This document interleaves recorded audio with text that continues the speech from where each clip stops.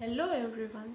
I welcome you all to the video lecture of Srimati Shantaben Haribhai Vajera, English Medium School.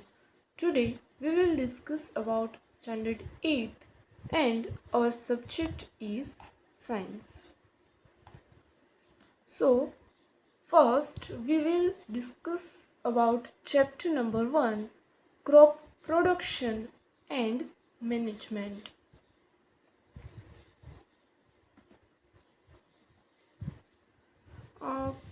पहले के videos में हमने ये देखा, पहले के स्टैंडर्ड्स में भी हम ये पढ़ चुके हैं कि जो लिविंग ऑर्गेनिज्म है उसको अपनी रोज़िंदा कामों के लिए जो एनर्जी चाहिए वो एनर्जी उसे मिलती है फूड में से, और सभी लिविंग ऑर्गेनिजम्स है वो अपने फूड के लिए डिपेंडेंट है किसी प्लांट के ऊपर या फिर दूसरे किसी एनिमल्स के ऊपर।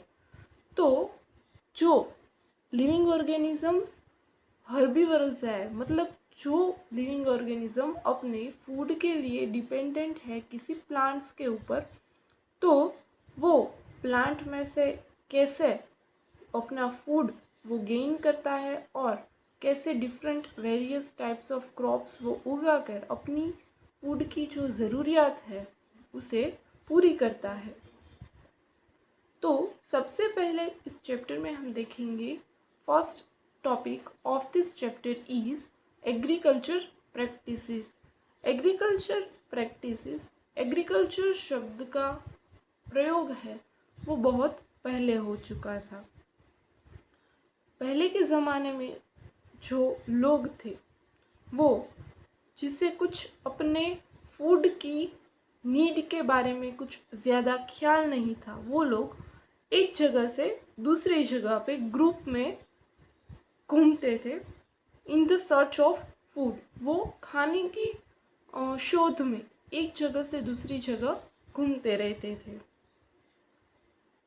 They ate raw fruits and vegetables and started hunting for other animals or for their food. वो लोग raw fruits यानी जो फ्रूट्स एंड वेजिटेबल्स जो प्लांट्स के ऊपर लगते थे उसको खाते थे।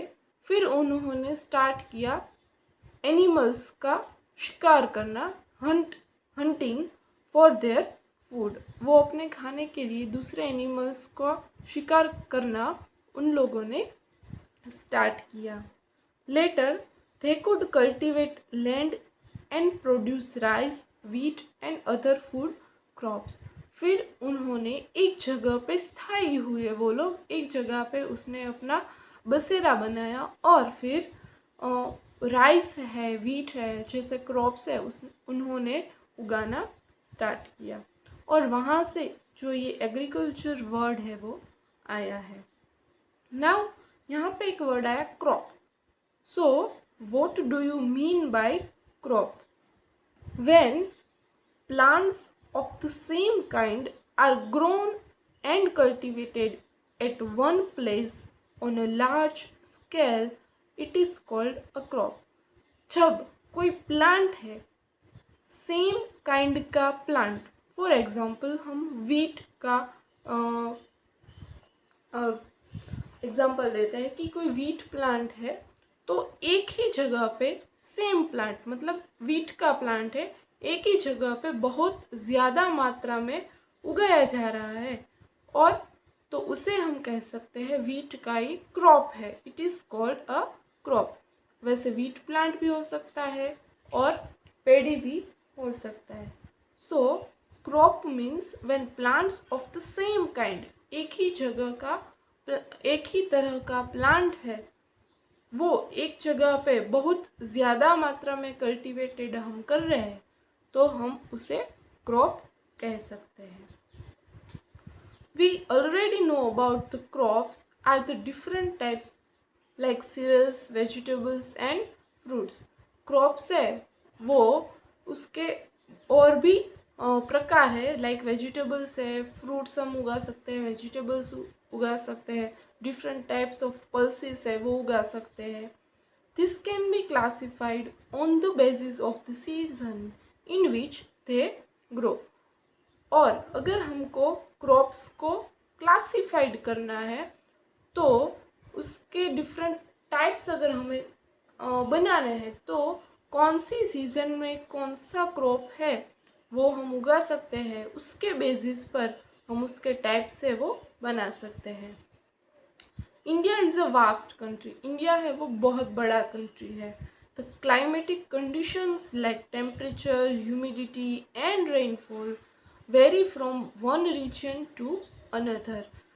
इंडिया एक बड़ा कंट्री है, तो इस बड़े से कंट्री के अंदर क्लाइमेट कंडीशन, हवामान की जो कंडीशंस है, लाइक टेम्परेचर है, ह्यूमिडिटी है यानी भेज है, रेनफॉल है, रेन की जो मात्रा है वो एक जगह से दूसरी जगह पे डिफरेंट है।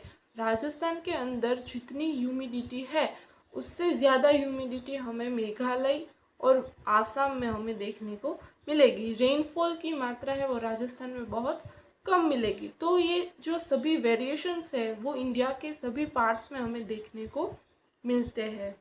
Accordingly, there is a rich variety of crops grown in different parts of the country। और इसी डिफरेंसेस की बेसिस पे जो पूरे इंडिया में जो प्लांट्स हम उगाते हैं, जो क्रॉप्स हम लेते हैं, उसमें भी बहुत बड़ा वेरिएशन है वो हमें देखने को मिलता है। Despite this diversity, two broad cropping patterns can be identified। तो क्रॉप को हम दो डिफरेंट पार्ट के अंदर हम डिवाइड कर सकते हैं। सो फर्स्ट वन है खरीफ क्रॉप। तो खरीफ क्रॉप किसे बोल सकते हैं?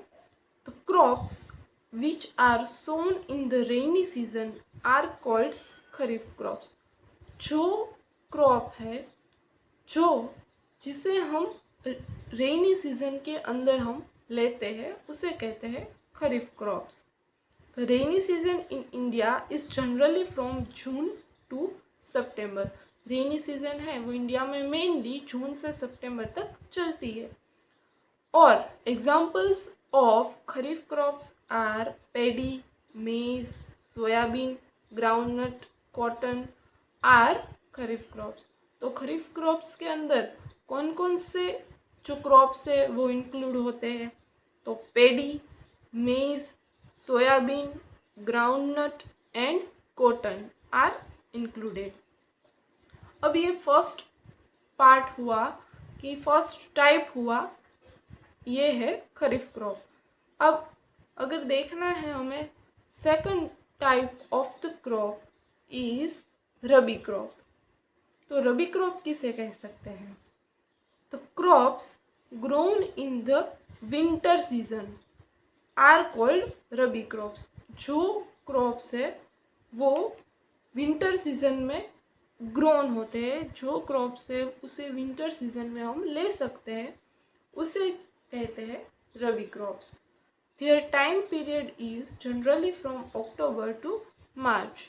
विंटर सीजन है इंडिया में मेनली अक्टूबर से मार्च के बीच में चलती है। तो ये रबी क्रॉप है, उसका टाइम पीरियड भी ऑब्वियस है, October to March. Examples of rabi crops are wheat, gram, pea, mustard and linseed. और रबी क्रॉप्स के अगर हम एग्जाम्पल देखना चाहें तो here are the examples are wheat, gram, pea, mustard and linseed। Besides this, pulses and vegetables are grown during summer at many places। और हमने ये देखा कि अगर विंटर सीजन है तो हम रबी क्रॉप्स ले रहे हैं, अगर रेनी सीजन है तो हम खरीफ क्रॉप्स ले रहे हैं। तो समर में क्या करेंगे? तो डिफरेंट पल्सेस है और वेजिटेबल्स है, उसको हम समर में उगा सकते हैं और समर में उसकी जो खेती है वो हम कर सकते हैं। Now the next topic of this chapter is basic practices of crop production. Crop production के लिए कोई भी क्रॉप है उसको उगाना है, उसका प्रोडक्शन करना है, तो what are the main things, which are the main things? So here we will see cultivation of crops involves several activities undertaken by farmers over a period of time. कोई एक फार्मर है, वो कोई एक crop grow करने के लिए बहुत सारी एक्टिविटीज़ है वो पूरे साल के दरमियान करता है. You may find that these activities are similar to those carried out by gardener or even by we when we grow ornamental plants in our house. कोई गार्डनर है, वो कितनी देखभाल करता है अपने प्लांट की, अपने पौधों की. हम भी है तो हमारे घर पे अगर कोई प्लांट है तो उसको बड़ा करने के लिए हम कितनी उसकी देखभाल करते हैं, उसको रोज़िंदा पानी पिलाते हैं. अगर कोई फर्टिलाइज़र अवेलेबल है, कोई मैन्योर अवेलेबल है तो उसको हम देते हैं. उसके ऊपर सनलाइट ठीक से आ रही है या नहीं वो हम देखते हैं. तो ये सभी जो हम एक प्लांट के लिए करते हैं, तो सोचिए कि कोई एक फार्मर है, उसके पास तो कितना बड़ा फार्म है, उसको तो कितने प्लांट्स है वो इसी फार्म में उगाने हैं. उसकी जो पूरी रोज़ी रोटी है उसके ऊपर डिपेंडेंट है. तो वो कितनी सारी डिफरेंट एक्टिविटीज़ वो करता होगा ताकि वो अच्छे से वो प्लांट ग्रो हो और अच्छा सा उसको फाइनेंशियली बेनिफिट उसका मिले. These activities or tasks are referred to as agriculture practices. और जो ये एक्टिविटीज़ वो करता है उसे सभी एक्टिविटीज़ को बोलते हैं एग्रीकल्चर प्रैक्टिसेस. और यहाँ पे हम देखेंगे total 7 agriculture practices. So the list of this agriculture activities are preparation of soil. सबसे पहले सॉइल को प्रिपेयर करना, प्रिपरेशन ऑफ सॉइल. सेकंड है सोइंग, मतलब बीज है उसको बोना, सोइंग. थर्ड वन है adding manure and fertiliser. Fertiliser है और मैन्योर है, उस जो बीज है उसको अच्छे से देना. फोर्थ वन है इरिगेशन, मतलब सिंचाई, पानी की व्यवस्था करना. फिफ्थ वन है प्रोटेक्टिंग फ्रॉम वीड्स. वीड्स यानी जो बिन ज़रूरी जो पौधे हैं वो लग जाते हैं फार्म्स के अंदर, तो उससे प्लांट को कैसे प्रोटेक्ट किया जाए. सिक्स्थ वन है हार्वेस्टिंग. कोई भी प्लांट है, कोई भी क्रॉप है, अब वो रेडी है तो उसको कैसे लिया जाए और उसमें से जो दाने हैं वो कैसे निकाले जाए. And the last practice is storage. जो कोई भी हमने क्रॉप तैयार किया है उसको कैसे स्टोर किया जाए. तो ये सभी एग्रीकल्चर प्रैक्टिसेस के ओनली नेम है. ये सब हम डिटेल में अगले वीडियो लेक्चर में देखेंगे. Till then take care.